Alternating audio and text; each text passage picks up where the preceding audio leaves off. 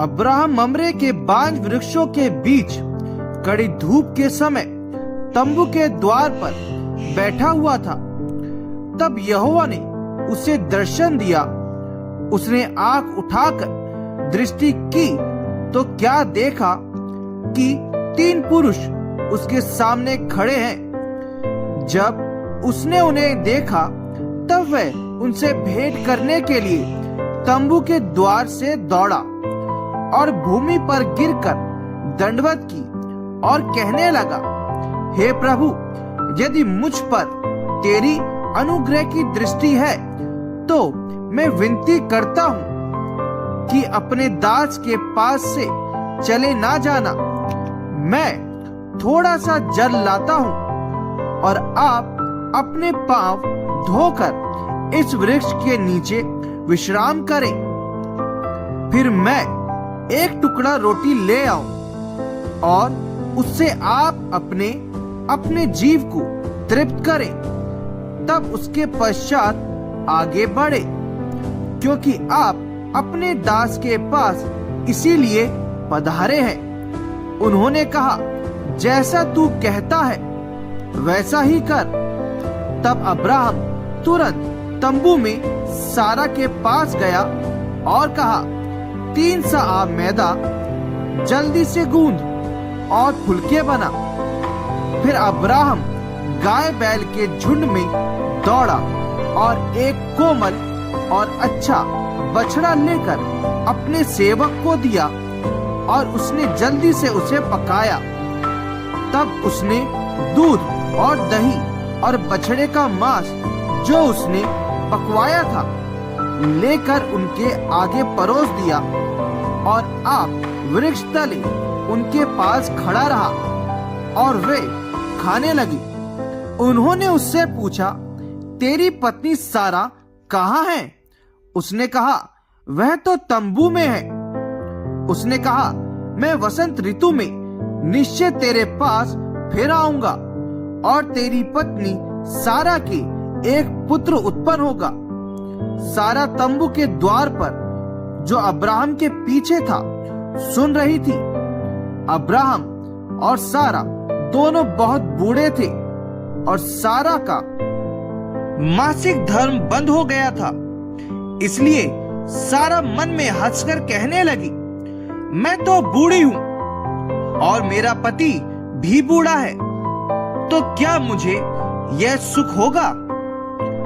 तब यहोवा ने अब्राहम से कहा, सारा यह कहकर क्यों हंसी कि क्या मेरे जो इतनी बूढ़ी हो गई हूं सचमुच एक पुत्र उत्पन्न होगा? क्या यहोवा के लिए कोई काम कठिन है? नियत समय में अर्थात वसंत ऋतु में मैं तेरे पास फिर आऊंगा और सारा के पुत्र उत्पन्न होगा। तब सारा डर के मारे यह कहकर मुकर गई, मैं नहीं हंसी। उसने कहा, नहीं, तू हंसी तो थी। फिर वह पुरुष वहां से चले और सदोम की ओर दृष्टि की और अब्राहम उन्हें विदा करने के लिए उनके संग संग चला। तब यहोवा ने कहा, यह जो मैं करता हूं उसे क्या अब्राहम से छिपा रखूं?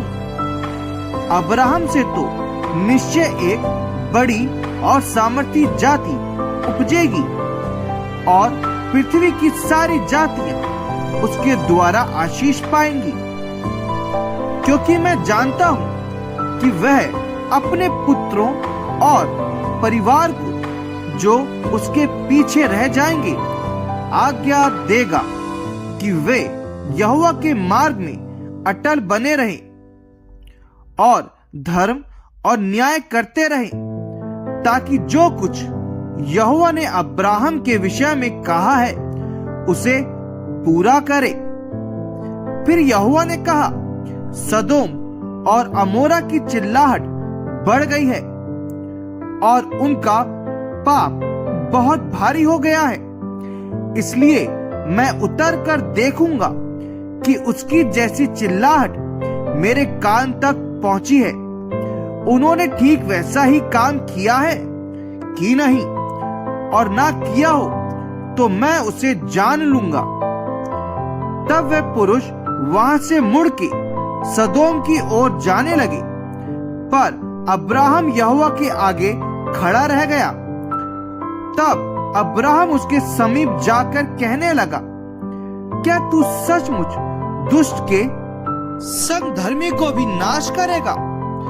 कदाचित उस नगर में 50 धर्मी हो, तो क्या तू सचमुच उस स्थान को नष्ट करेगा और उन 50 धर्मियों के कारण जो उसमें हो ना छोड़ेगा? इस प्रकार का काम करना तुझसे दूर रहे कि दुष्ट के संग धर्मी को भी मार डाले, और धर्मी और दुष्ट दोनों की एक ही दशा हो। यह तुझसे दूर रहे। क्या सारी पृथ्वी का न्याय ना करे? यहोवा ने कहा, यदि मुझे सदोम में 50 धर्मी मिले तो उनके कारण उस सारे स्थान को छोड़ूंगा।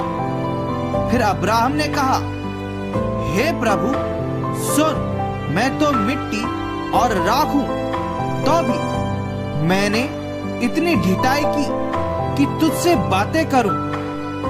कदाचित उन 50 धर्मियों में 5 घट जाएं, तो क्या तू 5 ही के घटने के कारण उस सारे नगर का नाश करेगा? उसने कहा, यदि मुझे उसमें 45 भी मिले तो भी उसका नाश ना करूंगा।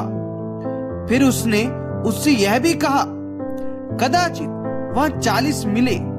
उसने कहा, तो मैं 40 के कारण भी ऐसा ना करूंगा। फिर उसने कहा, हे प्रभु क्रोध ना कर, तो मैं कुछ और कहूं। कदाचित वहां 30 मिले।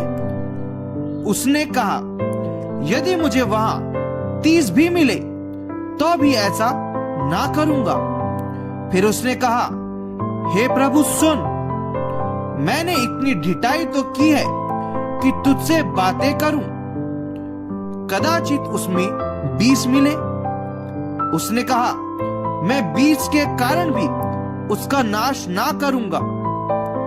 फिर उसने कहा, हे प्रभु क्रोध ना कर, मैं एक ही बार और कहूंगा। कदाचित उसमें 10 मिले। उसने कहा, तो मैं 10 के कारण भी उसका नाश ना करूंगा। जब यहोवा अब्राहम से बातें कर चुका, तब चला गया और अब्राहम अपने घर को लौट गया।